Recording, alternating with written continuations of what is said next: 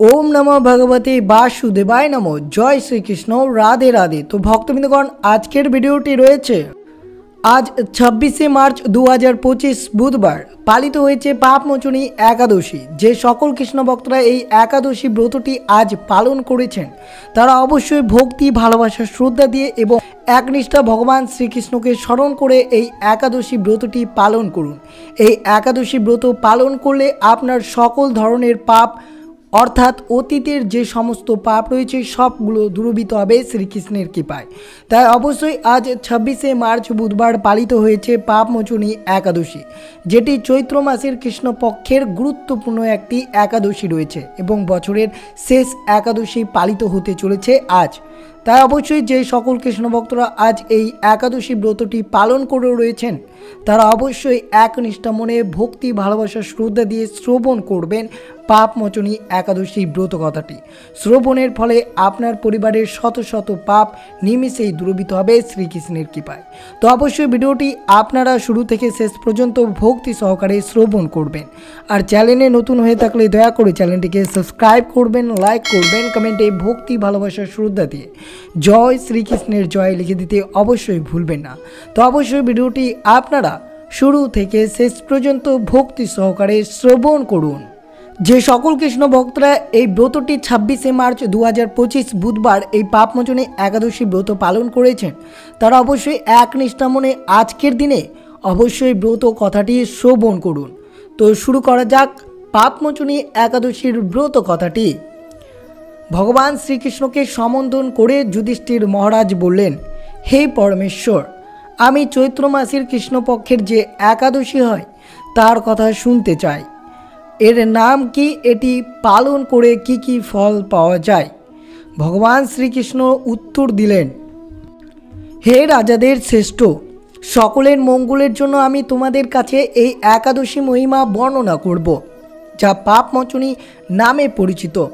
এই একাদশীর ইতিহাস একবার লোমশ ঋষির সম্রাট মান্ধাতাকে বর্ণনা করেছিলেন। চৈত্র মাসের কৃষ্ণপক্ষের যে একাদশী হয় তার নাম পাপমোচনী একাদশী। বিশ্বস্ত ভক্তের জন্য এটি ভূত ও রাক্ষসের প্রভাব দূর করে।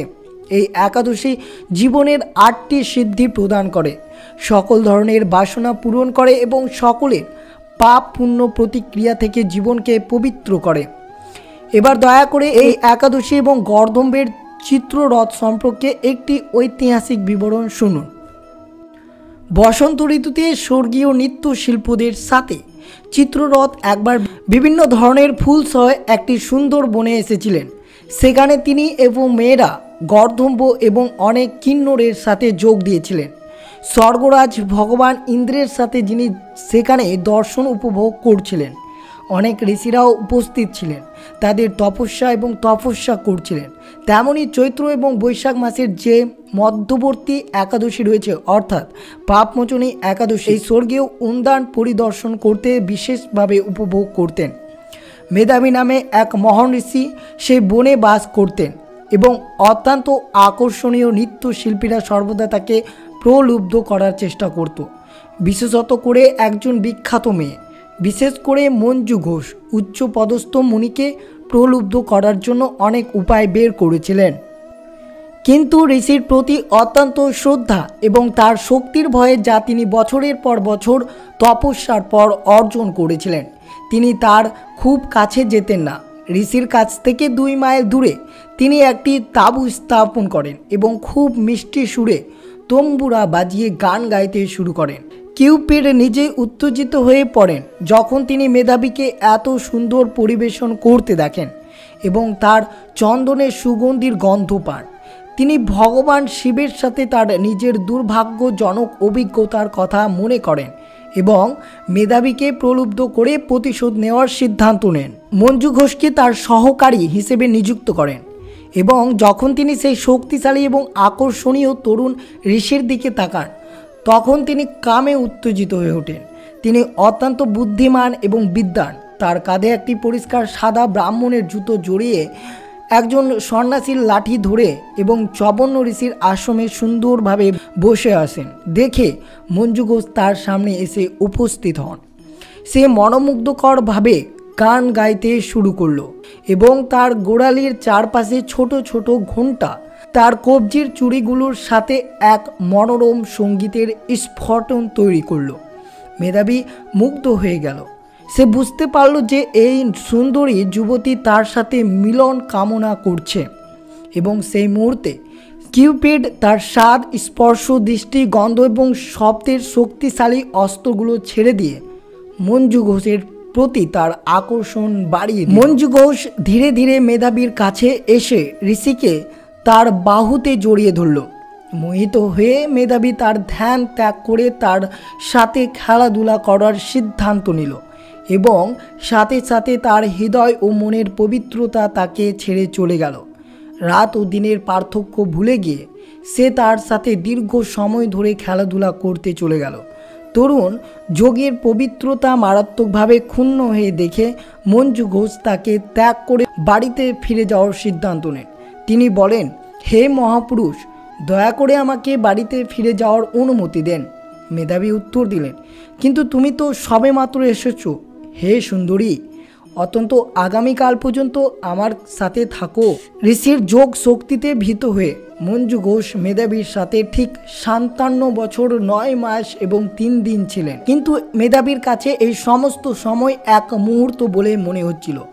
তিনি আবার তাকে জিজ্ঞাসা করলেন, দয়া করে আমাকে চলে যেতে দিন। মেধাবী উত্তর দিলেন, প্রিয়, আমার কথা শোনো, আর এক রাত আমার সাথে থাকো, তারপর কাল সকালে চলে যেতে পারো। আমার সকালের কর্তব্য সম্পাদন এবং পবিত্র গায়ত্রী মন্ত্র জপ না করা পর্যন্ত আমার সাথে তুমি থেকো।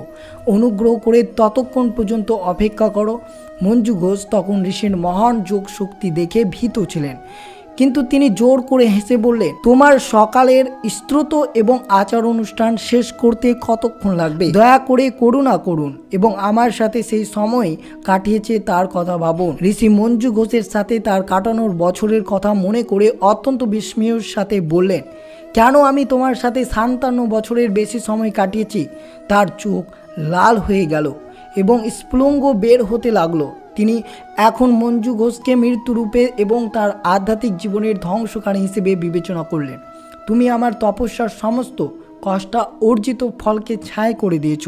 তিনি মঞ্জু ঘোষকে অভিশাপ দিলেন, হে অধপতিত, সমস্ত ভয়াবহ ভাগ্য তোমার হোক। আমি তোমাকে একজন দুষ্ট পিশাচ হওয়ার জন্য অভিশাপ দিচ্ছি। ঋষি মেধাবী অভিশাপে সুন্দরী মঞ্জু ঘোষ বিনতভাবে তাকে অনুরোধ করলেন, হে মহাপুরুষ, বলা হয় যে শুদ্ধ ভক্তদের সাথে সঙ্গ তাৎক্ষণিক ফল দেয়, কিন্তু তাদের অভিশাপে 7 দিন পরে কার্যকর হয়। আমি 57 বছর ধরে আপনার সাথে আছি, তাই দয়া করে আমার প্রতি সদয় হন।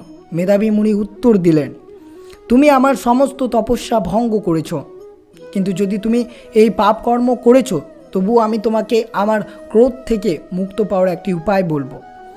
চৈত্র মাসের কৃষ্ণপক্ষের যে একটি একাদশী আছে, যা মানুষের সমস্ত পাপ দূর করে, এর নাম পাপমোচনী, এবং যে কেউ এই পবিত্র দিনে উপবাস করে সে যে কোনো ধরনের রাক্ষসী রূপে জন্মগ্রহণ থেকে সম্পূর্ণরূপে মুক্ত হয়। এই কথাগুলো বলে ঋষি তৎক্ষণাৎ তার বাবার আশ্রমে চলে গেলেন। তাকে আশ্রমে প্রবেশ করতে দেখে চাবন্য মুনি বললেন, হে পুত্র, তুমি অবৈধভাবে কাজ করে তোমার তপস্যা ও তপস্যার সম্পদ নষ্ট করেছ। মেধাবী উত্তর দিলেন, হে পিতা, নৃত্যশিল্পী মঞ্জু ঘোষের সাথে একান্তে মেলামেশা করে আমি যে জঘন্য পাপ করেছি তা দূর করার জন্য আমাকে কি প্রায়শ্চিত্ত করতে হবে তা দয়া করে বলুন। চাবন্য মুনি উত্তর দিলেন, প্রিয় পুত্র, চৈত্র মাসের কৃষ্ণপক্ষের যে পাপমোচনী একাদশী হয় সেই দিনে তুমি উপবাস করবে। এটি সমস্ত পাপ মুছে দেয়, তা সে যতই গুরুতর হোক না কেন। মেধাবী তার বাবার উপদেশ অনুসরণ করে পাপমোচনী একাদশী উপবাস করেন। এইভাবে তার সমস্ত পাপ বিনষ্ট হয় এবং তিনি আবার উৎকৃষ্ট পুণ্য পরিপূর্ণ হন।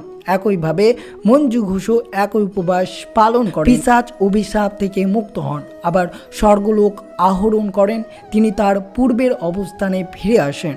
লোমশ ঋষি আরও বলেন, হে রাজা, পাপমোচনী একাদশীতে উপবাস মহান উপকারিতা হলো যে কেউ বিশ্বাস ও ভক্তির সাথে উপবাস করবে তার সমস্ত পাপ সম্পূর্ণরূপে বিনষ্ট হয়ে যাবে। শ্রীকৃষ্ণ উপসংহারে বললেন, হে রাজা যুধিষ্ঠির, যে কেউ পাপমোচনী একাদশীর কথা পাঠ করে বা শুনে সে 1000 গরুর দান করলেও যে পুণ্য লাভ হয় সে পুণ্য লাভ করে ব্রাহ্মণ হত্যা, গর্ভপাতের মাধ্যমে ভ্রূণ হত্যা, মদ্যপান ইত্যাদির ফলে যে পাপ ফল হয় তা সব কিছু নষ্ট হয়ে যায়। পাপমোচনী একাদশীর পবিত্র দিনটি যথাযথভাবে পালনে এই অগণিত পুণ্য, যা আমাদের কাছে অত্যন্ত প্রিয় ও অত্যন্ত পুণ্যময়, তা অবশ্যই আপনারা শ্রবণ করলেন আজ 26শে মার্চ বুধবার পাপমোচনী একাদশীর ব্রতকথাটি, যেটি আপনারা শ্রবণের ফলে 1000 গোদানের পুণ্য ফল অবশ্যই আপনারা প্রাপ্তি করতে পারবেন। এই ব্রত পালন করলে আপনার সমস্ত ধরনের অতীতের পাপ খুব সহজেই মুক্ত হবে। তো আপনারা অবশ্যই আজ এই ব্রত কথাটি শ্রবণ করুন এবং অন্যদেরকে অবশ্যই উৎসাহিত করুন এই ব্রত পালন করাতে। আর অবশ্যই সঠিক নিয়ম মেনে এই পাপমোচনী একাদশীর ব্রতটি ভক্তি, ভালোবাসা, শ্রদ্ধা দিয়ে অবশ্যই ব্রতটি পালন করুন। তো এই ছিল ভিডিওটি ভালো লাগলো অবশ্যই চ্যানেলটিকে সাবস্ক্রাইব করবেন, লাইক করবেন, কমেন্টে ভক্তি, ভালোবাসা, শ্রদ্ধা দিয়ে জয় শ্রীকৃষ্ণের জয় লিখে দিতে ভুলবেন না। এবং ভিডিওটি আপনার আত্মীয় ভক্ত বা বন্ধুদের সাথে, যে সকল ভক্তরা এই একাদশী ব্রত পালন করে থাকেন তাদের সাথে অবশ্যই তুলে ধরবেন এই পাপমোচনী একাদশী ব্রত কথাটি। তো সুস্থ থাকবেন, সতর্ক থাকবেন। জয় শ্রীকৃষ্ণ, রাধে রাধে।